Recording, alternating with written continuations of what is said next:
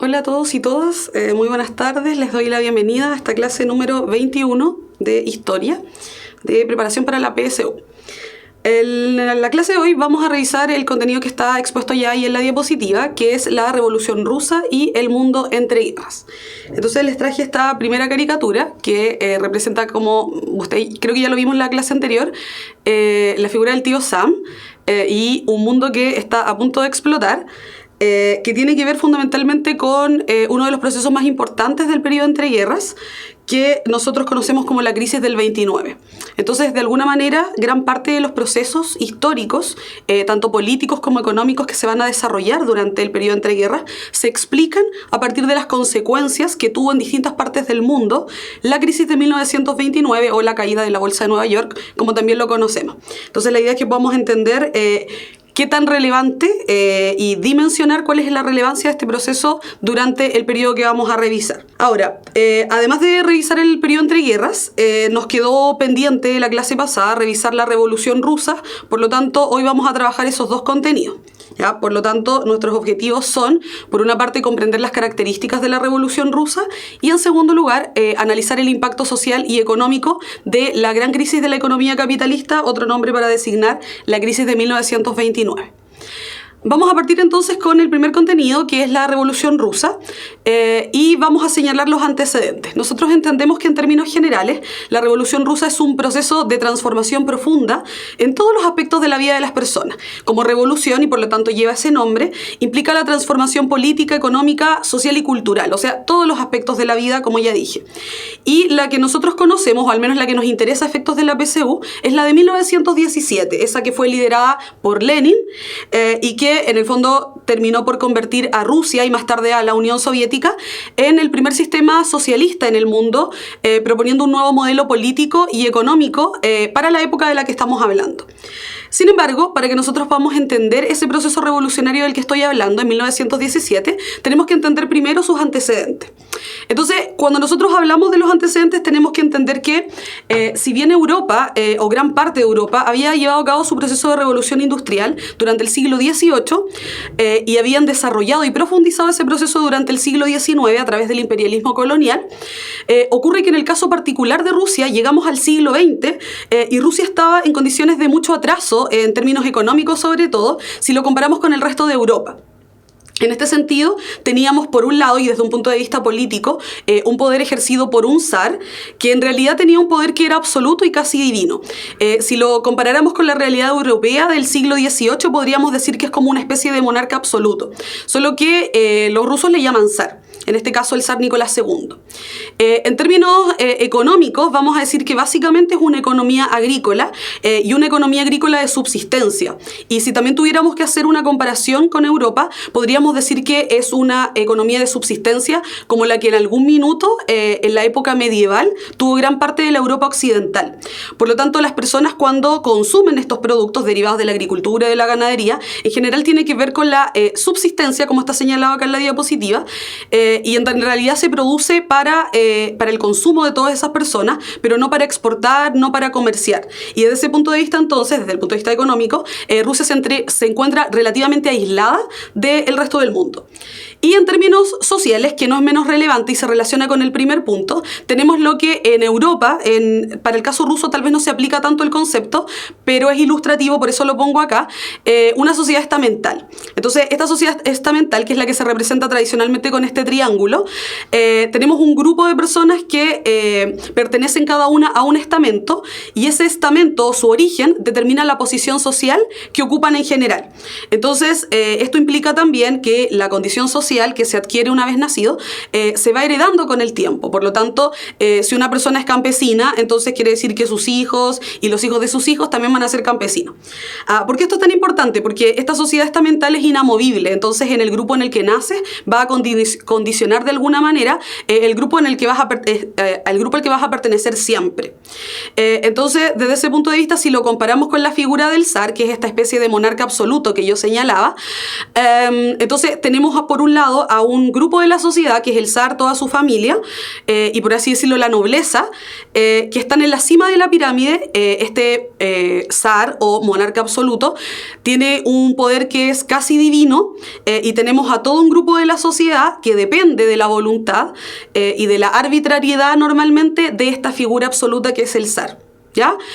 Entonces, desde ese punto de vista, lo primero que tenemos que entender es que cuando iniciamos el siglo XX, Rusia se encuentra en estas condiciones, que en realidad contrasta bastante con la realidad del resto de Europa, que, como ya señalé, ya ha vivido su proceso de revolución industrial, y en el caso particular de Francia también hablamos del proceso de revolución francesa, que luego se extendió por toda Europa. Por lo tanto, los sistemas representativos van a comenzar a ser populares en Europa, pero Rusia todavía está en un momento en que el resto de Europa estaba en el siglo XVIII. ¿Ya? Entonces hay que marcar claramente ese contraste, ¿ya? Claro, pero cuando hablamos de, José, de burguesía o de proletariado, en realidad ese es un concepto que se aplica más cuando tenemos una sociedad de clases y no para una sociedad estamental, ¿ya? Porque en una sociedad de clases se supone que al menos en la teoría existe movilidad social, mientras que en una sociedad estamental estos grupos son cerrados y por lo tanto no existe la posibilidad de ascender o descender socialmente, ¿ya? Por eso no lo podríamos llamar burguesía o proletariado, porque eso es propio de la sociedad de clases y propio del siglo XVIII en la Europa occidental, ¿ya? Bien, entonces, en este contexto del que yo estoy hablando, de este panorama político, económico y social de Rusia, vamos a tener por otro lado que se va a iniciar también el siglo XX con una guerra entre Rusia y Japón.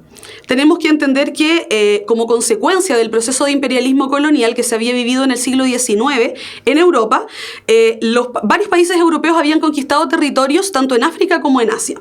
Japón no es la excepción en esto, por lo tanto, parte de sus territorios, también de China, del sudeste asiático, habían sido conquistados por algunas potencias de Europa. Y en este sentido, entonces, una de las reacciones que provocó el proceso de imperialismo colonial en Asia fue que Japón, como ya dije, como una especie de reacción a este imperialismo, va a decidir formar un imperio colonial también, pero propiamente asiático y por supuesto liderado por Japón. En ese proceso entonces, en que desde la isla que es Japón, que está frente a las dos Coreas y también frente al continente, a China, perdón, entonces comienza a conquistar varios territorios del sudeste asiático, también de la China y de lo que actualmente es Corea del Norte y Corea del Sur, pero en ese proceso de conquista territorial, de extender su propio imperio, que es lo que llamaban el imperio del sol naciente, los japoneses, se va a encontrar y va a chocar con los intereses de este zar y de este poder absoluto del zar, porque si ustedes tienen en mente un mapa como de la región, se van a dar cuenta que en algún minuto Rusia también va a encontrarse en ese proceso de expansión territorial con las dos Coreas o con también parte de China. Por lo tanto, ya que se generan estas tensiones por la extensión de ambos imperios, por así decirlo, esto va a provocar una guerra y entonces entre 1904 y 1905 va a enfrentar militarmente a estos dos países. Por un lado, el imperio japonés y por otro lado, Rusia, finalmente saliendo victoriosa Rusia, pero incluso en este proceso, más allá de eso, lo importante es entender que, dadas las condiciones que presentaba la sociedad rusa en esta época y teniendo en consideración que es una sociedad que vive de la subsistencia agrícola, la verdad es que la guerra fue desde todos los puntos de vista impopular. Por lo tanto, siendo una guerra impopular, va a provocar mucho resentimiento contra la figura del zar, que obligadamente envía a los soldados a pelear una guerra a la que no quieren ir. Si esto no fuera suficiente, más allá de las distintas molestias que generó en distintos sectores de la sociedad, vamos a tener también que Rusia se va a involucrar en la Primera Guerra Mundial y va a hacerlo entre 1914 y 1917. Y esto va a acrecentar la molestia por parte de la población, porque por supuesto ya no querían ir a la guerra ruso-japonesa, tampoco quieren ir a la Primera Guerra Mundial. ¿Ya? No quieren ir a una guerra porque no entienden por qué, lógicamente, y por supuesto tampoco quieren ir a una guerra a la que les está pidiendo ir el zar. ¿ya? Este zar que tiene a la población viviendo en condiciones de subsistencia.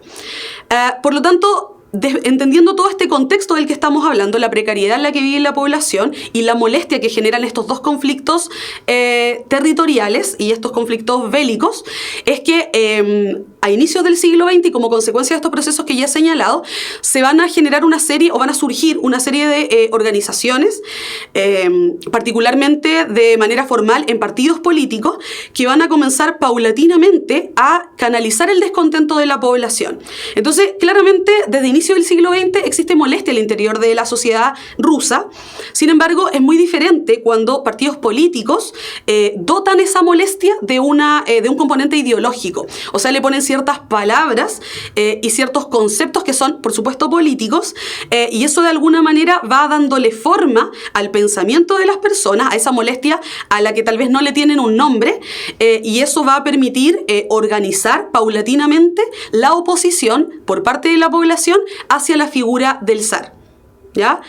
Entonces, en este sentido, una de las primeras transformaciones que van a conseguir estos nuevos partidos de los que estoy hablando, como una forma de presionar a la figura del zar para que no envíe a las personas a la guerra y para que, por supuesto, ceda parte de ese poder absoluto que él cree que tiene, es la formación de un parlamento que nosotros denominamos Duma, o en realidad que los rusos en esa época llamaban Duma, pero es lo que nosotros llamamos Congreso o Parlamento. El objetivo de pedir esto, la formación de un parlamento, tiene que ver fundamentalmente con lo mismo que en algún minuto pidieron los ilustrados en el siglo XVIII en Francia e Inglaterra. Si tenemos un zar con un poder absoluto, por supuesto que la creación de un parlamento va a permitir que ese poder no esté concentrado en una sola persona, sino que se divida en, por así decirlo, otro poder del Estado, lo que hoy señalamos como poder legislativo, y de alguna manera que este parlamento pueda fiscalizar la acción del zar. En este sentido, se esperaba que este gobierno dejara de ser tan arbitrario y tan autoritario y como consecuencia de lo anterior pudiera con el tiempo transitar hacia un espacio más democrático, ¿ya? Ahora, esto no fue obra necesariamente de toda la población en su conjunto, sino por supuesto que quienes van a representar esta voz y esta molestia van a ser, como ya señalaba anteriormente, estos nuevos partidos políticos, ¿ya? Tenemos los tradicionales, que en realidad son los que nos importan efectos de la PSU, que son los mencheviques y los bolcheviques. Cuando hablamos de los mencheviques, tenemos que pensar todo esto bajo conceptos muy occidentales, que hablamos de un partido más moderado, lo que podríamos señalar en la actualidad como un partido de centro, y un partido en realidad de centro y burgués.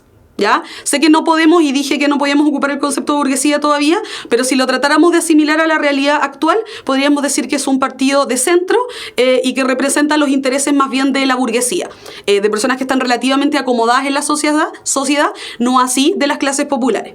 Y por otro lado vamos a tener a los bolcheviques, que en realidad se van a acercar mucho más a lo que nosotros hoy conocemos como la izquierda, o al menos lo que en teoría es la izquierda, y van a representar fundamentalmente los intereses de la clase trabajadora. ¿Ya? Ahora, lo importante de esto y de estos dos partidos es que si a inicios del siglo XX nosotros no podíamos hablar de burguesía, de proletariado, estos partidos políticos, en la medida en que van, como ya dije, introduciendo nuevas ideas y nuevas ideologías para canalizar la molestia de la población, es que entonces se van a hacer estas ideologías mucho más conocidas al interior de Rusia, y eso va a provocar varios brotes revolucionarios que con el tiempo van a terminar en la Revolución de 1917. Ahora, para responder a tu pregunta, Noemí, en el caso de la Duma, lo único que yo he señalado hasta el momento es que se había creado y el objetivo fundamental era que regulara este poder absoluto del rey. Sin embargo, pese a que estos partidos políticos habían conseguido la creación de un parlamento y que de alguna manera, con la esperanza de limitar el poder del zar, en la práctica lo que ocurrió es que para que ese parlamento pudiera funcionar, tenía que usarse, ¿no? Y la verdad es que el zar muy pocas veces convocó o consultó a la Duma o al Parlamento para que efectivamente hiciera lo que tiene que hacer, que son las leyes, para que después otros pudieran aplicarla. Entonces seguía tomando decisiones que, como tomaba las decisiones con anterioridad a su creación, a la creación de este Parlamento. Por lo tanto, en este sentido, eso provocó que la molestia que ya existía por los dos puntos anteriores que he mencionado, fuera todavía mayor, y que estos partidos políticos entonces que habían comenzado a difundir estas ideologías pudieran mostrarle a la población qué es lo que en estricto rigor significaba mantener a un zar en el poder. ¿Ya? En otras palabras, uno le puede decir a las personas que el país que vive es un país injusto, de profunda injusticia social, y eso no necesariamente puede llevar a la población a reaccionar contra sus gobiernos o a exigir cambios a sus gobiernos. Incluso las personas pueden vivir en carne propia la injusticia y no hacer nada por modificarlo. ¿Se fijan? Sin embargo, en la medida en que la autoridad del zar se hace más patente y en que su autoritarismo y su arbitrariedad se hace mucho más visible a la población, es que la población reacciona contra esta autoridad. Ahora, como ya decía, la gente puede vivir mucho tiempo en la injusticia, por ejemplo en Chile, y no hacer nada ni provocar ningún cambio. Y de ahí entonces la importancia de estos partidos políticos que, como señala Javiera, tienen el mismo interés de cambio, mencheviques, bolcheviques, sin embargo, tienen distintas formas o distintas metodologías para poder generar esas transformaciones, ¿ya? Entonces, como la población no reacciona frente a todas estas arbitrariedades, los partidos políticos se van a encargar, por así decirlo, muy entre comillas, de abrirle los ojos a la población, estoy pensando en esta época, no en la actual, de abrirle los ojos a la población y señalarles que es justamente la arbitrariedad del zar la que no permite que estos cambios se puedan generar con mayor rapidez y que en consecuencia las personas puedan vivir de otra manera, quizás más democrática, quizás no de subsistencia, ¿verdad? Entonces, desde ese punto de vista, va a ocurrir que van a ocurrir varios brotes revolucionarios, ¿ya? Antes de la Revolución Rusa de 1927 vamos a tener una en 1905 y otra que se va a generar como consecuencia de la participación en la Primera Guerra Mundial, ¿ya? Pero en cualquier caso la que a nosotros nos interesa es la de 1917, ¿ya? Después de varios intentos de estos partidos y de divisiones incluso al interior de ellos, ¿ya? De los mencheviques, de los bolcheviques, como ya había señalado, porque como señalaba Javiera, tienen distintas formas o distintas estrategias de generar los cambios. Lo que ocurre es que en 1917, en octubre de 1917, y por eso también lo llamamos la Revolución de Octubre, liderada por Lenin, que era bolchevique, por lo tanto representaba este partido más de izquierda y por supuesto de la clase trabajadora,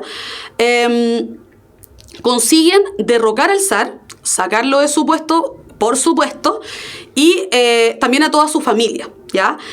Lo que va a ocurrir a continuación, por supuesto, no es que solo lo sacan, sino que también lo matan a su familia, y en su lugar, entonces, lo que se va a establecer es un partido, un gobierno, si bien liderado por Lenin. La verdad es que se esperaba que con el tiempo, comprendiendo que Lenin tiene una interpretación política que es marxista, quienes pudieran gobernar, y quienes pudieran estar controlando el poder, iba a ser la misma clase trabajadora, ¿ya? Estas clases populares de las que habla Gabriel, ¿ya? Entonces, de alguna manera, claro, Lenin junto con todas las personas que se organizaron tenían como objetivo fundamental sacar al zar, pero como ustedes ven en esta caricatura, no es el objetivo único, porque claro, por un lado está el zar que representa el poder político, pero también hay otros poderes como el poder de la iglesia ortodoxa, y también tenemos el poder de algunos pequeños empresarios que obviamente desde el lenguaje marxista que tiene Lenin va a llamar la burguesía, y en consecuencia también los explotadores de la clase trabajadora, que si bien en esta época no tenemos muchos obreros, porque en Rusia no hay muchas industrias y tenemos muchos campesinos, Lenin también va a interpretar que estos campesinos forman parte de la clase trabajadora, y esa es su interpretación leninista de las ideas que en algún minuto señaló Marx, ¿ya? Es una división, la Iglesia Ortodoxa es una división de la Iglesia Católica. Cuando se dividió el Imperio Romano en el siglo III, en Roma estaba la sede de la Iglesia Católica, Apostólica y Romana, y quienes se trasladaron a Constantinopla, o formando más tarde el Imperio Romano de Oriente, pasaron a formar parte de esta Iglesia Ortodoxa, ¿ya? Entonces, claro, efectivamente, Noemí, la revolución de 1917, de octubre de 1917, es para sacar al zar, ¿ya? Entendiendo también que en algún minuto quizás se le dio esta oportunidad al zar de manifestar su voluntad de cambio cuando se creó la Duma o el Parlamento, pero como nunca lo convocó y nunca le consultó nada, la verdad es que eso dejaba de manifiesto que no pretendía ceder en nada a su poder, ni en una mínima parte, ¿ya? Entonces, sí lo sacaron Catalina al zar, lo sacaron y lo asesinaron, son ambas cosas, ¿ya? Por lo tanto, lo que va a ocurrir entonces es que una vez que el zar ya no existe, Lenin va a liderar este proceso revolucionario y con el tiempo se esperaba, como había dicho anteriormente, que fueran los trabajadores, la clase trabajadora, el proletariado, como lo llamó en algún momento Marx, quienes pudieran controlar el gobierno y pudieran generar todos los cambios necesarios para que esta clase trabajadora de la que hablaba Lenin y también Marx pudiera mejorar sus condiciones de vida, ¿ya? Una de las primeras decisiones que va a tomar Lenin obviamente responde a una de las decisiones que en definitiva permitió sacar al zar también de su cargo, que es la participación de Rusia en la guerra, ¿ya? Entonces, en 1917, Lenin va a firmar un acuerdo con Alemania para poder pactar de alguna manera la salida de Rusia de la guerra. ¿Qué significaba esto? En otras palabras, Lenin entendía la impopularidad de la guerra y desde ese punto de vista también entendía que para poder centrarse en el proceso revolucionario interno de Rusia, entonces no se podía estar organizando este mismo proceso y al mismo tiempo estar en un conflicto en la Primera Guerra Mundial. El papel que jugaba Rusia en la Primera Guerra Mundial no es menor, porque tenemos que entender que va a ser quien va a atacar constantemente a Alemania desde el frente oriental, o sea, desde el este. Por lo tanto, entiende que no están las condiciones económicas ni sociales para poder mantenerse en este conflicto y entonces firma un pacto con Alemania, que es lo que conocemos como el Tratado de Brest-Litovsk, y el nombre da lo mismo en realidad, solo entender que pactaron para que Rusia se retirara de la guerra, se comprometiera a no atacar a Alemania y por supuesto lo que esperaba de vuelta es que Alemania tampoco los atacara a ellos. Y de esta manera, como ya señalaba, se pudieran concentrar en el proceso revolucionario interno, ¿ya? Ahora, eso es importante porque si bien a Rusia le significó cederle algunos territorios a Alemania, como Finlandia, Estonia y Letonia, por otro lado también significó que dejó de enfocar sus gastos, sus recursos en la guerra y los pudo enfocar en el proceso revolucionario interno, ¿ya? Por otro lado, en 1922, unos añitos después del triunfo de esta revolución, se va a formar la Unión Soviética, Unión de Repúblicas Socialistas Soviéticas, y entonces lo que va a ocurrir es que se va a formar, o sea, Rusia, perdón, va a formar una alianza con otras repúblicas, que son las repúblicas que están limitando alrededor de Rusia. Entendemos que Rusia es un país bastante grande, por lo tanto hay varios países que limitan con ellos. Y de alguna manera entonces todas estas se van a reunir en una gran federación que se va a llamar Unión de Repúblicas Socialistas Soviéticas. Noemí, sí, efectivamente, una vez que la revolución triunfa, digamos triunfa en el sentido de que sacan al zar, entonces, claro, ocurre una guerra civil. No lo menciono y no profundizo en ello porque no es relevante para el proceso que estamos revisando para la PSU, pero claro, hubo un proceso de guerra civil en que claramente algunos sectores de la población, si bien no quieren al zar, por supuesto tampoco quieren una revolución bolchevique, o en realidad con todos los elementos marxistas-leninistas que había incorporado en su discurso Lenin. Por lo tanto, claro, eso va a permitir que ciertos sectores de la población, si bien están de acuerdo con que se vaya el zar, no quieren que sea Lenin el sucesor de ese gobierno, por todos los cambios que va a implicar a medida que vayamos avanzando en el tiempo. Sin embargo, en esa guerra civil tenemos que considerar que Lenin va a tener de su parte al ejército y lo que va a llamar más tarde el ejército rojo, y por supuesto quien tiene el monopolio de la fuerza, el control de la fuerza, tiene el poder, ¿ya? En este sentido, entonces, la guerra civil finalmente también va a ser un triunfo por parte de los bolcheviques, y eso va a hacer entonces que este proceso revolucionario triunfe doblemente, por así decirlo. No solo contra el zar, sino que también contra la figura de todos estos otros opositores que se generaron con posterioridad a la salida del zar, ¿ya? Sí, efectivamente, claro. Por un lado tenemos el ejército rojo, que es bolchevique, y el ejército blanco por el zar, y no lo menciono en general, como no profundizo en esto, porque no es relevante para el proceso que nosotros necesitamos revisar ahora, ¿ya? Como no se detengan en esos detalles ni en esos nombres, porque tampoco se los van a preguntar, ¿ya? Sino que entender de qué manera, como en términos generales, el proceso, para entender cuál es el proceso de cambio que se va a vivir en Rusia como consecuencia de esta revolución, ¿ya? Entonces, en lo inmediato ya habíamos señalado, Rusia se sale de la guerra y además forma la Unión Soviética, triunfa contra el zar, contra el resto de los opositores, y esto va a permitir que entonces sean los bolcheviques quienes comiencen a gobernar Rusia, más tarde llamada Unión Soviética. Las transformaciones internas principales, existen muchas otras, pero vamos a destacar aquí las más importantes, es que, en primer lugar, una de las decisiones que va a tomar Lenin es que la administración del gobierno va a estar a cargo de un partido único. Y ese partido único ya no se va a llamar el partido bolchevique, que es desde donde él provenía, sino que ahora le van a cambiar el nombre y le van a poner Partido Comunista Ruso. Y esto no es un cambio al azar, y es un cambio relevante que obviamente nadie dejó pasar, porque una cosa es llamarse bolchevique, que significaba como las mayorías en esa época, y otra cosa muy diferente es llamarse Partido Comunista Ruso, porque entonces va a haber una ideología, un pensamiento político detrás y económico, por supuesto, también. Por lo tanto, eso va a significar que desde el otro lado del mundo, desde Estados Unidos, desde Occidente, se levante una alerta generalizada por el proceso que está viviendo Rusia, ¿ya? Tal vez si no se hubiese producido este cambio en que Lenin directamente señala que el camino que va a tomar esta revolución es un camino socialista, quizás no hubiese despertado tanta alerta en el mundo occidental. Sin embargo, dado que su característica es que él es marxista y por lo tanto entonces adhiere a todo el conjunto de ideas que en algún minuto señaló Marx, esto va a generar preocupación en Occidente, ¿ya? Como, ¿qué es este gobierno que se declara marxista o marxista-leninista con el tiempo? ¿Qué significa que van a llevar a cabo un proceso revolucionario socialista? ¿Ya? ¿Y cuáles van a ser los cambios que van a realizar para poder llevarlo a cabo? Entonces, claro, Lenin toma la decisión de retirarse de la guerra y eso podría no ser un problema, pero además toma la decisión de decretar que existe un partido único y todos los demás van a ser prohibidos, ¿ya? Entonces, claro, eso se va transformando en otra cosa con el tiempo. Va a decretar también, y no está mencionado acá, pero se los menciono yo, la censura de la prensa, todos los medios de comunicación que no sean afines al gobierno, también se van a prohibir, y en definitiva se espera que con este tipo de medidas la revolución no pueda tener ningún opositor que de alguna manera dificulte el rápido avance de los procesos de cambio que intenta llevar a cabo el mismo Lenin y todos sus seguidores, ¿ya? Entonces, claro, efectivamente, Diego, la Revolución Rusa, piensen ustedes que es la primera vez en la historia de la humanidad en que estas ideas que en algún minuto había señalado Marx se estaban llevando a la práctica.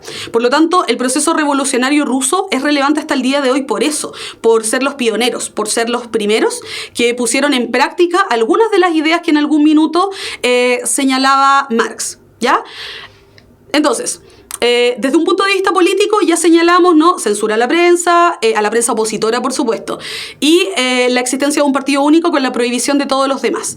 Desde un punto de vista económico vamos a señalar que Lenin va a generar algunos cambios porque va a estatizar gran parte de las empresas, industrias, tierras, en realidad todo lo que se pueda estatizar, y entonces, por supuesto, como su nombre lo señala, lo va a poner en manos del Estado para que los trabajadores y trabajadoras la puedan hacer producir.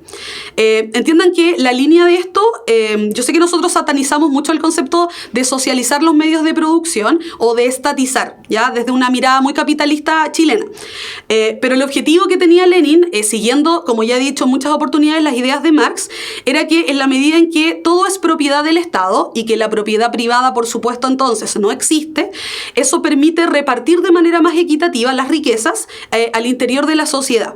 Entonces, si el Estado expropia una cierta cantidad de tierra, luego esa tierra va a ser trabajada por campesinos y campesinas, y eso va a permitir que una parte de su producción vaya al Estado, pero otra parte de esa producción sea para la propia para la propia subsistencia, por así decirlo, ¿ya? Entonces, desde ese punto de vista, se espera que todo sea del Estado o que esté en propiedad del Estado, pero eso, como en términos más marxistas, significa que, claro, no es de ninguno, pero es de todos.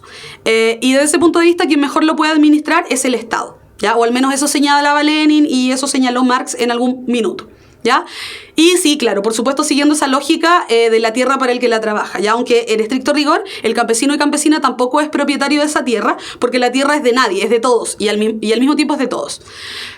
Bien. Ahora, con este tipo de medidas que están señaladas en el segundo recuadro, nosotros tenemos que señalar que se va a instaurar en Rusia o se va a intentar caminar hacia un modelo económico y social que nosotros denominamos socialismo, ¿ya? Entonces, en este sentido, no, José, el comunismo es la fase final del socialismo, ¿ya?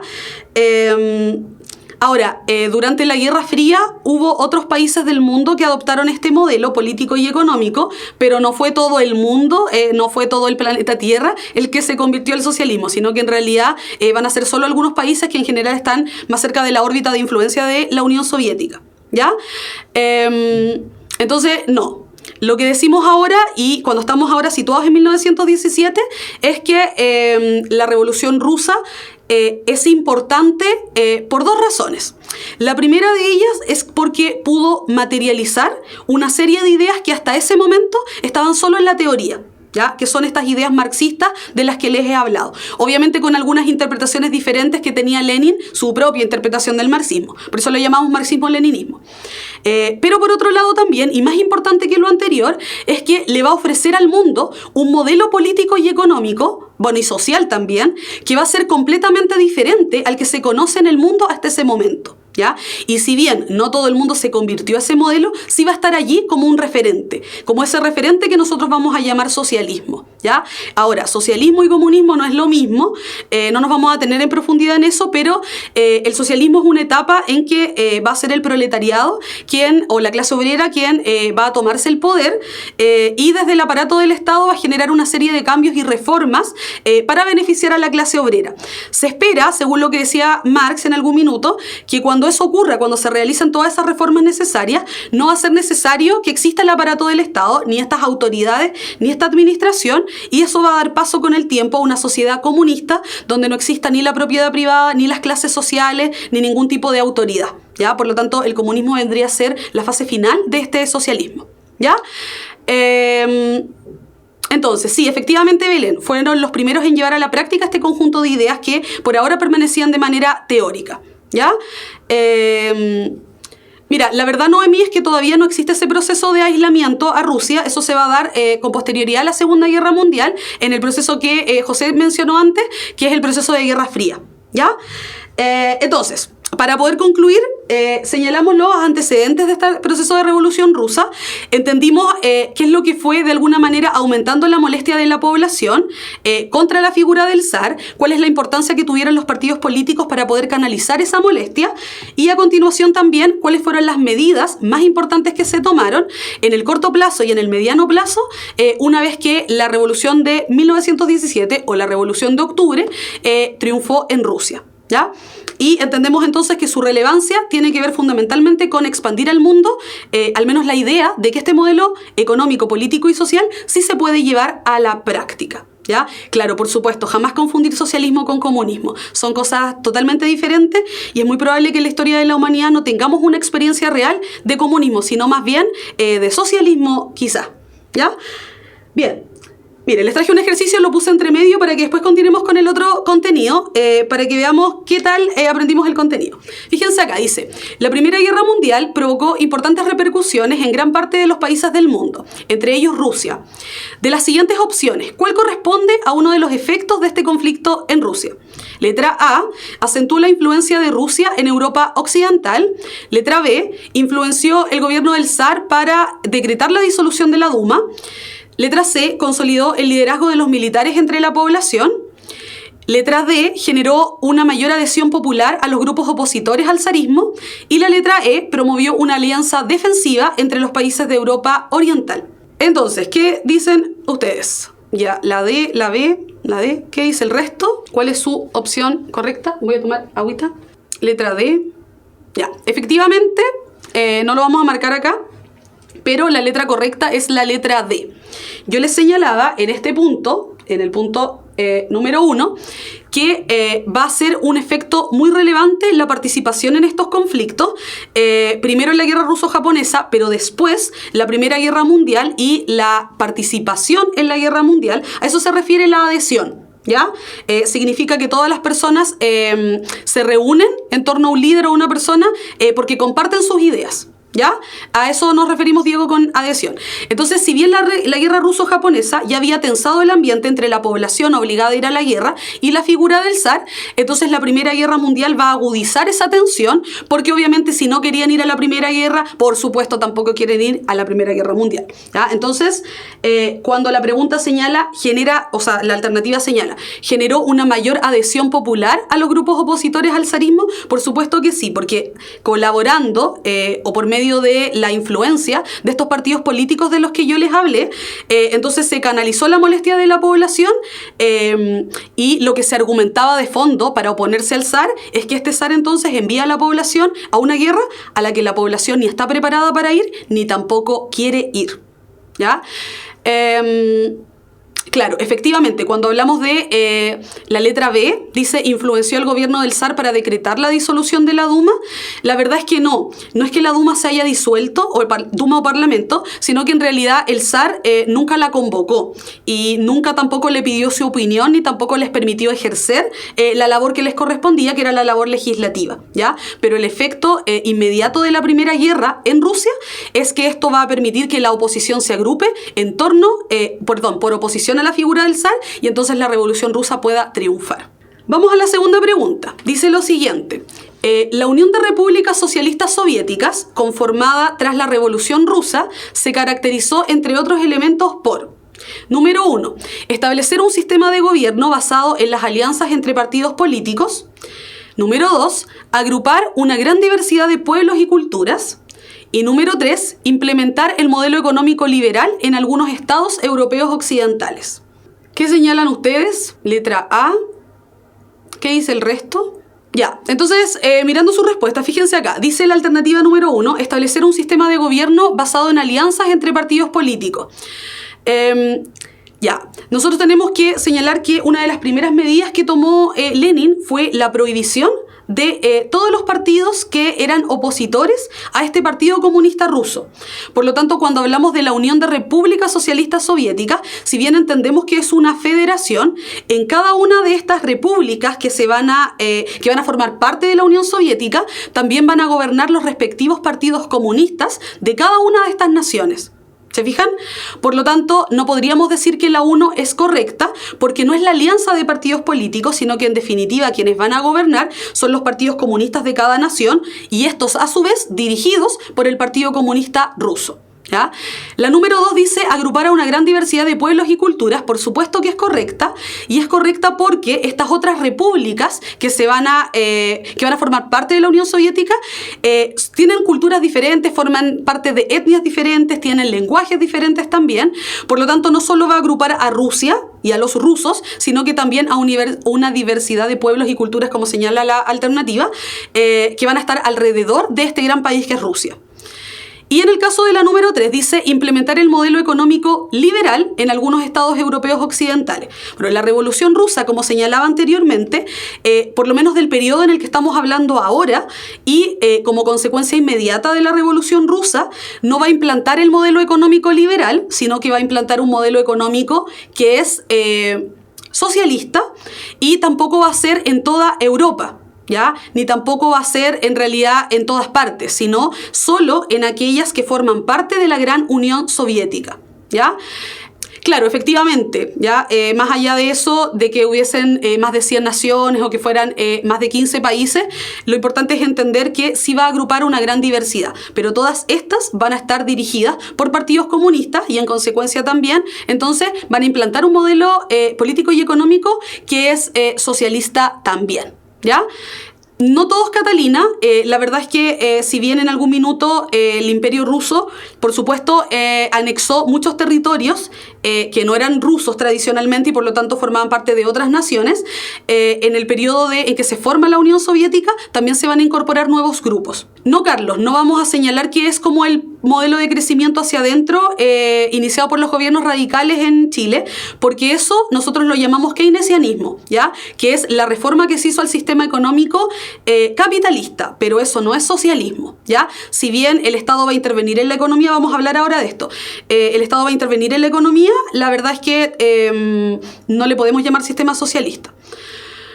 Ya, entonces, la respuesta correcta efectivamente es la letra A, solo 2, ¿ya? Pasemos entonces al siguiente contenido, que es la caída de la bolsa de Nueva York, o lo que denominamos la crisis del 29. ¿Ya? O de 1929.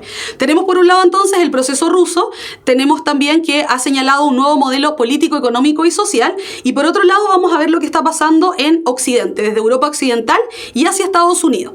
Estados Unidos fue uno de los países que salió más beneficiado después de la Primera Guerra Mundial, fundamentalmente porque después, si bien participó en la guerra, lo hizo de manera tardía, y más importante que lo anterior, muchos de, en realidad, todos los conflictos bélicos que se dieron en la Primera Guerra Mundial no se pelearon en territorio norteamericano. Por lo tanto, una vez que finaliza la guerra, si bien Europa está destruida materialmente y económicamente por los efectos de la guerra, Estados Unidos sale fortalecido de ese proceso. No hay destrucción, no hay muchas muertes de soldados, y por lo tanto eso va a explicar que con posterioridad a la Primera Guerra Mundial se inicia una etapa de mucha prosperidad económica en Estados Unidos, que es lo que nosotros denominamos los felices años 20 o los locos años 20 también, ¿ya? ¿Por qué felices? Porque, primero que todo, se va a transformar Estados Unidos en el principal acreedor del mundo. Los países de Europa están destruidos, por lo tanto, para colaborar con su proceso de reconstrucción y de recuperación económica, van a prestarle mucho dinero a estos países participantes de la Primera Guerra, y entonces se van a transformar en el principal prestamista del mundo, ¿ya? Por otro lado, van a iniciar un proceso de consolidación industrial, van a diversificar su industria, o sea, van a producir muchas cosas a nivel industrial, y eso va a permitir que entonces vendan sus productos al resto del mundo, a América Latina, a Europa también, y de esta manera se vayan transformando no solo en el principal prestamista del mundo, sino que también, por otro lado, en uno de los principales productores del mundo, ¿ya? Aprovechando lógicamente la ventaja de que los países europeos, aunque industrializados, estaban tan devastados por los efectos de la guerra que no podían reconvertir rápidamente sus industrias para estar al nivel que se requería en el comercio internacional, ¿ya? Ahora, esto va a generar una sensación de bienestar generalizado en la población, y por eso, efectivamente, Javiera, las personas se enloquecieron gastando todo su dinero, e incluso el que no tenían, comprando y comprando, ¿ya? Vamos a tener por una parte que se va a extender generalizadamente el uso del crédito, por lo tanto muchas de las cosas que las personas compraban era a través de dinero que no tenían. ¿Se fijan? Entonces, claro, como Estados Unidos ganó la guerra, todo el mundo siente que Estados Unidos está muy bien económicamente. Y cuando las personas perciben esa sensación de bienestar, entonces a continuación lo que ocurre es que gastan y gastan y gastan. Y este dinero puede ser dinero que tengo, pero también dinero que no tengo, ¿ya? Ahora, si bien se va a usar, se va a extender de manera generalizada el crédito, también lo que se va a extender en conjunto, o como consecuencia de lo anterior, es un estilo de vida que se va a basar en el consumo, o también podríamos señalar en el consumismo. Entonces, en esta imagen que ustedes ven acá, dice, no hay como el estilo de vida americano, ¿ven? There's no way like the American way, y este American way va a significar el estilo de vida americano, que como se retrata bien en este afiche, en esta publicidad, es una familia numerosa, es un auto, es la felicidad. Y esa felicidad está muy mediada en Estados Unidos en esta época, bueno, y en la actual también, por el consumismo, por esto de comprarlo todo y comprar una serie de aparatos que finalmente resuelven la vida y solucionan, parece que casi todos los conflictos diarios y cotidianos de la población, ¿ya? Por otro lado también esto se va a ver potenciado por una expansión de los medios de comunicación de masa, que, actualmente nosotros también los entendemos como la radio, la televisión, el cine en esta época, Hollywood, ¿verdad? Walt Disney, que de alguna manera van a transmitir este estilo de vida americano a toda la población y lo van a extender, ¿Se fijan? Entonces, en la medida en que la gente es bombardeada por esta publicidad, también compra y sigue consumiendo. Sí, pero todavía no hablamos de las consecuencias, José, por eso no lo he mencionado, ¿ya? Ahora, lo que va a ocurrir, eso sí, es que, claro, para retomar a propósito de lo que está diciendo Javier, es que esta sensación generalizada de bienestar va a enviar una señal equivocada a las industrias, ¿ya? Si ustedes lo piensan de alguna manera, cuando la gente sabe que tiene dinero, gasta y gasta. Si gasta mucho, eso le envía una señal a las distintas empresas de que tienen que producir más porque la demanda por productos ha aumentado, ¿sí? Entonces las empresas producen cada vez más. Si producen cada vez más, necesitan más mano de obra, contratan más personas y entonces eso aumenta la sensación de bienestar generalizado porque la gente sabe y está segura que tiene y que va a tener empleo. Ahora, el problema de esto es que en los años 20 lo que se generó más bien fue una sobreproducción. Eso quiere decir que muchas empresas producían no solamente lo que la población estaba consumiendo, sino que en realidad en esta idea de especular, o sea, de pensar qué iba a ocurrir en el futuro, pensaban que esa creciente demanda por productos se iba a mantener sostenidamente en el tiempo, ¿ya? Entonces seguían produciendo y eso en definitiva hizo que en algún minuto esto generara una sobreproducción, de toda lógica, ¿no? Produjeron más de lo que en definitiva la población estaba consumiendo, ¿ya? Ahora, el problema es que cuando nos vamos acercando hacia los años 30, ¿ya? Ese gran consumo y ese consumismo del que hablábamos en la diapositiva anterior se va a estancar.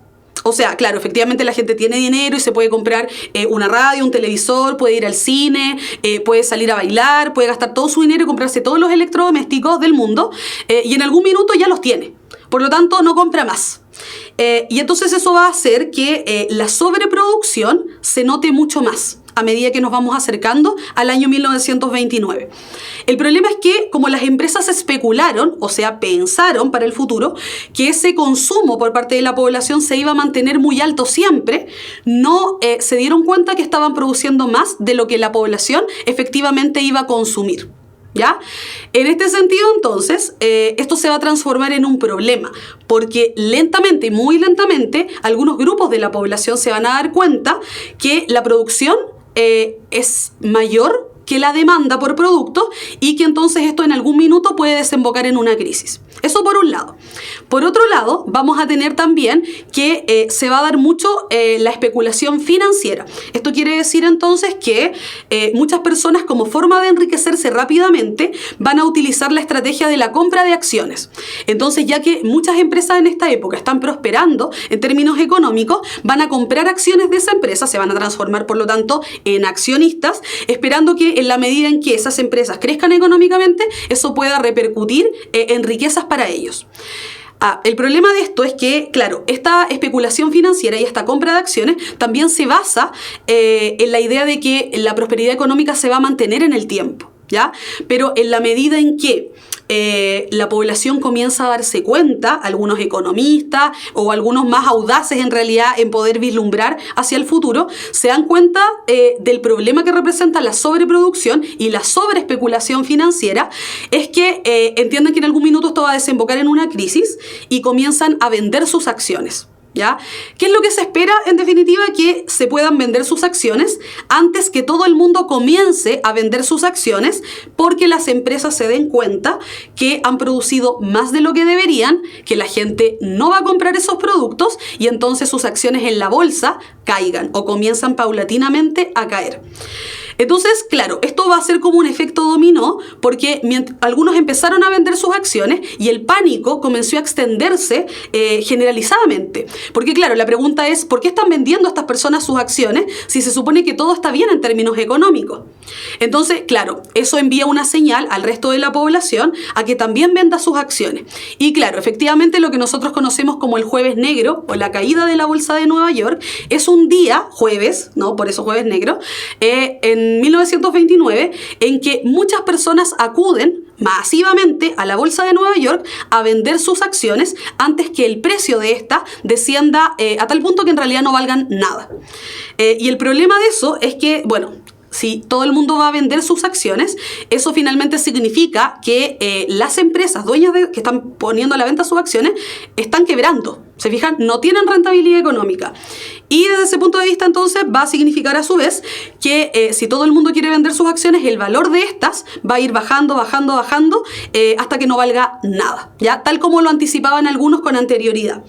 Eso es lo que nosotros conocemos como la caída de la bolsa de Nueva York.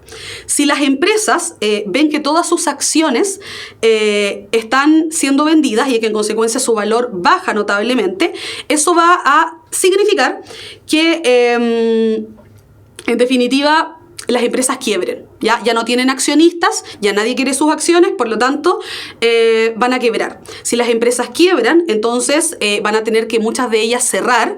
Si las empresas cierran, entonces despiden trabajadores y trabajadores.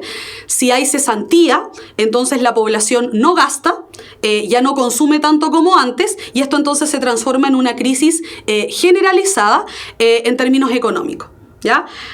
Entonces miren, la imagen que está puesta acá es la misma que yo señalaba en la diapositiva anterior, si se fijan, es el mismo cartel del estilo de vida americano, pero las personas que están acá son personas que están haciendo una fila para recibir alimentos por parte del gobierno una vez que la crisis se extiende de manera generalizada en Estados Unidos. Ahora, tenemos que entender que la crisis económica va a tener serias repercusiones no solamente en Estados Unidos. Claro, en Estados Unidos va a quebrar el sistema bancario porque muchas personas van a ir a los bancos a retirar su dinero. Obviamente, ante el pánico que generó que muchas industrias simultáneamente quebraran y cerraran.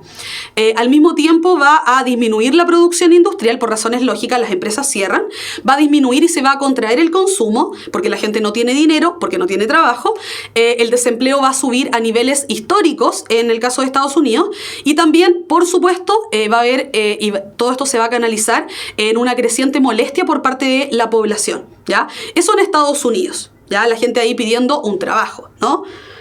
En el caso de América Latina, esto va a significar obviamente una disminución de las exportaciones. Muchas de las exportaciones latinoamericanas tenían como principal destino Estados Unidos, materias primas que iban a transformarse luego en productos elaborados en las industrias norteamericanas. Sin embargo, en la medida en que estas industrias y estas empresas cierran, entonces ya no se requieren estas materias primas y eso va a hacer que las exportaciones de estos países disminuyan.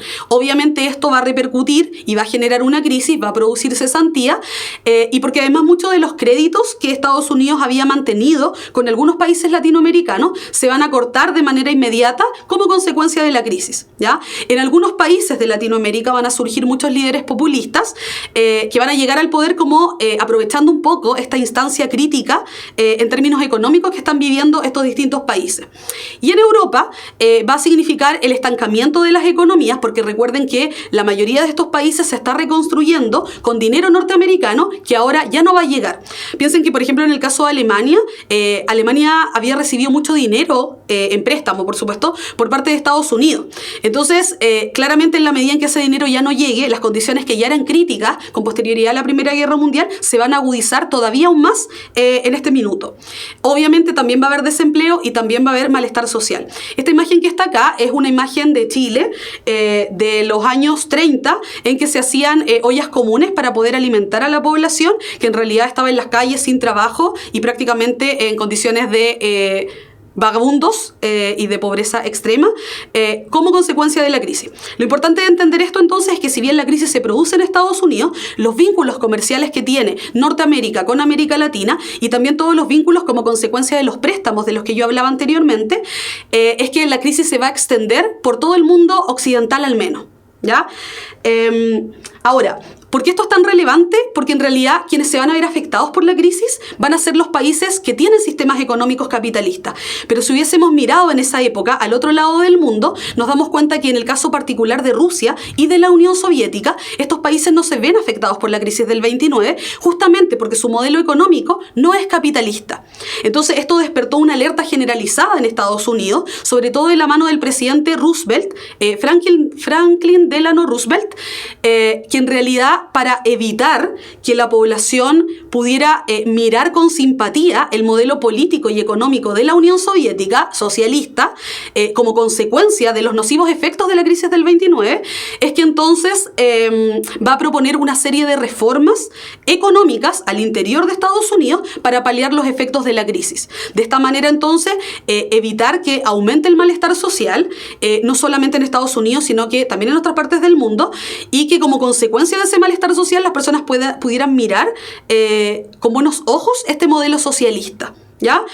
Entonces, en este sentido, el presidente Roosevelt va a emitir o va a promulgar una serie de medidas que se van a tomar al interior de Estados Unidos, que nosotros conocemos como New Deal o Nuevo Trato también. Y ese conjunto de medidas es lo que más tarde nosotros vamos a conocer como keynesianismo, ¿ya? ¿En qué va a consistir? Fundamentalmente en estas 4 medidas que están señaladas acá en la diapositiva. Por una parte, aumentar el empleo para poder reactivar la demanda. Entonces, se van a iniciar una serie de obras públicas que van a estar construyéndose mucho tiempo, ¿ya? Financiadas por el Estado, por supuesto. Eso va a significar que como son obras públicas que tardan mucho tiempo en construirse, la población va a tener trabajo por mucho tiempo. No se les va a pagar mucho, pero sí va a ser un trabajo permanente en el tiempo, lo que va a permitir entonces que, si bien antes la gente no gastaba su dinero porque no sabía si iba a tener o no empleo, en la medida en que tenga un empleo, lentamente va a comenzar nuevamente a gastar. Y si comienza nuevamente a gastar, entonces las empresas producen más. Si estas producen más, contratan a más personas, aumenta el empleo y eso se transforma en un círculo virtuoso que de alguna manera reactiva la economía en general, ¿ya?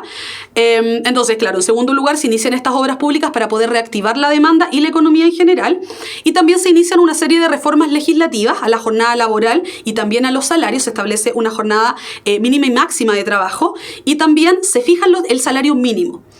Y también, en conjunto con esto, se complementa con ciertas medidas de previsión social, seguro de accidentes, jubilación, etcétera, para que los trabajadores y trabajadoras no estuvieran en condiciones tan precarias y de esta manera pudieran reactivar el consumo y, como consecuencia de esto, reactivar la economía en general, ¿ya? Sí, efectivamente, Noemí, les pagaban sueldos mínimos, pero ese salario mínimo era mucho más que no tener un empleo. Entonces se esperaba que con eso se pudiera reactivar la demanda, ¿ya? Sí, efectivamente, el trabajo es para poder reactivar la economía, y en realidad es una fórmula que se ocupa mucho en distintos momentos de la historia y en distintas economías también, ¿ya? Ahora, estos 4 puntos de los que yo les he hablado es lo que más tarde nosotros vamos a conocer como keynesianismo, porque justamente el economista John Keynes, quien le sugiere a Roosevelt que estas eran las medidas que se tenían que aplicar. Ahora, lo más importante es entender que todo este conjunto de medidas no van a ser tomadas por los empresarios, sino que van a ser tomadas por el Estado. Por lo tanto, lo curioso de esto es que para poder salir de la crisis más grande que el capitalismo había vivido en ese momento, entonces la solución fue que el Estado interviniera en la economía, lo que en realidad no tiene nada que ver con la teoría económica liberal, ¿ya? Ahora, lo curioso también de esto es que la intervención del Estado en la economía es propia de los sistemas socialistas, ¿se fijan? Sin embargo, a algunos les pareció que si no se tomaba esta medida y no era el Estado quien intervenía, probablemente esto iba a seguir transformándose como en una bola de nieve que nunca iba a tener solución y se iban a agudizar los efectos sociales y políticos de la crisis económica. Más tarde, ya con el tiempo, este proceso keynesiano se va a transformar en lo que nosotros conocemos como estado de bienestar, donde hay un Estado efectivamente que gasta mucho dinero en satisfacer las necesidades básicas de la población: educación, salud, vivienda, previsión social, entre otros. ¿Se fijan? Por lo tanto, si ustedes lo notan, claro, por un lado tenemos a la economía soviética, a la Unión Soviética, que está creciendo económicamente como consecuencia de las primeras medidas que se tomaron después de este proceso revolucionario, y por otro lado tenemos al mundo occidental capitalista sumido en la crisis más profunda del capitalismo vivido hasta ese momento en la historia del capitalismo. Y desde ese punto de vista, entonces, la solución para la crisis tiene mucho que ver con el temor que generó en Estados Unidos que las personas pudieran mirar con simpatía el sistema soviético. Entonces, antes de que ese proceso ocurra y la gente empiece a ver las fallas eminentes e inherentes del capitalismo, entonces mejor reformémoslo y de esa manera entonces evitamos que el sistema capitalista muera, lo mantenemos a flote, pero con algunas reformas importantes, tan importantes como la intervención estatal en la economía, que era algo en lo que Adam Smith jamás hubiera estado de acuerdo, ¿ya? Padre del liberalismo económico. ¿Ya? Lo que pasa es que todavía no hablamos de fascismo, Noemí, ¿ya? Vamos a hablar de eso en la próxima clase y no esta. Entonces, todavía no lo vamos a trabajar en esta clase porque estamos viendo la crisis económica puntualmente, ¿Ya? Antes de leer esa pregunta, lo importante es que ustedes puedan entender que, para poder concluir la clase de hoy, es que, claro, a propósito de lo que señala Alanis, con el tiempo, y si lo miramos desde la actualidad, claro, en ese minuto, la reformulación del capitalismo la entendimos como keynesianismo, o sea que el Estado comenzara a participar en la economía. Más tarde eso va a recibir el nombre de estado de bienestar, o sea, un estado que va creciendo y creciendo y va proveyendo a la población de una serie de servicios que se consideran básicos. Por lo tanto, si las personas no pueden acceder a los bienes básicos que el mercado vende, entonces el Estado se debe preocupar por estas personas, ¿ya? Y por otro lado, con el tiempo y a medida que avanzamos, muchos de los países europeos mantuvieron este sistema, ¿ya? Y es lo que nosotros en la actualidad denominamos sistemas mixtos, en que, claro, el Estado no interviene en la economía completamente, pero sí se encarga de asegurar a la población un mínimo que tiene que ver con salud, educación, vivienda, previsión social, ¿ya? Y de esa manera, claro, sigue siendo un sistema económico capitalista, pero un capitalismo reformado, ¿ya? En ese momento keynesianismo, estado de bienestar, pero hoy le diríamos sistemas mixtos, ¿ya? Así es que sí. Sí, efectivamente, Gabriel, hasta el día de hoy en algunos países, porque recordemos que tras la crisis de 1980, lo que se va a generar es que se va a implantar el neoliberalismo en algunos países. Ya vamos a la última parte. Antes de terminar, les traje una pregunta de este contenido, antes de terminar la clase, que dice lo siguiente. La Gran Depresión iniciada en 1929 constituyó prácticamente la ruptura del modelo económico que se había desarrollado en el mundo occidental desde el siglo XIX, este modelo económico liberal. En el caso de América Latina, entre las reacciones a corto y mediano plazo que generó esta crisis económica se encuentran. ¿Ya? Número 1, el desarrollo de una economía basada en las exportaciones de materias primas. Número 2, el impulso a procesos de industrialización y el estímulo a la inversión privada. Y en el caso número 3, el fortalecimiento del rol regulador del Estado en la economía. ¿Qué piensan ustedes en relación a esto? Este contenido ya lo hemos visto desde el punto de vista latinoamericano cuando revisamos los gobiernos radicales, ¿ya? Y ahora estamos viéndolo desde el punto de vista norteamericano. ¿Ya? ¿Qué dicen ustedes? Algunos señalan la letra D. ¿Qué dice el resto? O sea, 2 y 3. ¿Qué dice el resto? La D también. Ya, revisémoslas una por una. Entonces, la número 1 dice el desarrollo de una economía basada en las exportaciones de materias primas. Y claro, efectivamente esa respuesta es incorrecta, la alternativa es incorrecta, porque la economía basada en la exportación de materias primas es anterior a los efectos de la crisis. Los países latinoamericanos exportaron materias primas desde que se transformaron en países independientes. En el caso de la 2 dice impulso a los procesos de industrialización y el estímulo a la inversión privada, es lo que conocemos como el modelo ISI en Chile, la industrialización por sustitución de importaciones, en que el Estado comienza también, imitando el caso norteamericano, a involucrarse en la economía y iniciando planes de industrialización para que los productos no se tuvieran que importar desde el extranjero, sino que se produjeran al interior de los propios países y de esa manera se transformaran no solamente en países desarrollados, sino que también países menos dependientes de las economías más desarrolladas. Por lo tanto, es correcta la número 2. Y la número 3 dice el fortalecimiento del rol regulador del Estado en la economía. Por supuesto que sí, siguiendo las mismas ideas de Keynes, las mismas ideas propuestas por este New Deal o Nuevo Trato, el Estado no solamente va a estar ahí invirtiendo, va a estar industrializando, pero también fiscalizando el rol de los distintos actores de la economía para que no se vuelva a producir otra crisis como la que se produjo en 1929. ¿Ya? No. Fernando, recordemos que esto no es un modelo, el keynesianismo no es un modelo socialista. ¿Ya? El keynesianismo es un modelo en que el capitalismo se reformula, se reforma, ¿ya? Por lo tanto, sigue siendo capitalista, pero con apoyo además del Estado. Entonces, por un lado, claro, el Estado va a generar muchas industrias estatales, pero también va a incentivar a los privados a que también desarrollen esa industria, ¿ya? Entonces van a actuar de manera paralela, porque se espera que el despegue económico de estos países latinoamericanos ocurra como consecuencia del crecimiento del sector industrial. Y ese sector industrial no lo puede desarrollar solamente el Estado, sino que también los privados, ¿ya? Entonces el Estado muchas veces le va a proporcionar facilidades y financiamiento a los privados para que contribuyan en ese proceso de crecimiento económico, ¿ya?